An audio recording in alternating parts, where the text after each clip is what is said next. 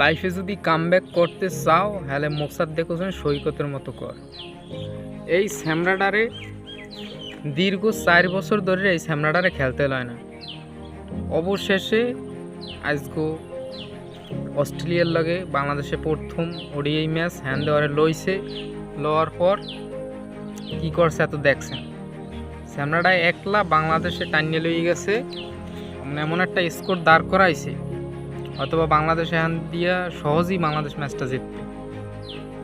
কি একটা দারুণ ইনিংস খেলছে, যেখানে 4 বছর পর সে নামছে, কিন্তু দেখা যায় যে কোনো ক্রিকেটারই কামব্যাক ইনিংসটা তাদেরকে অনেক ভয় কাজ করে, তাদের ভিতর ডরাই শট খেলে, ফলে কি হয় আউট হয়ে যায়।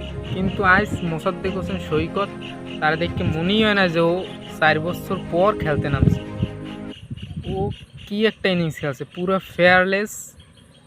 অ্যাডাম জাম্পার মতো বলারেও রিবেট সুইপ মারছে, সামনে একগুয়ে শট মারছে, মানে এই জাম্পারে কোনো সুযোগই দেয় না ও।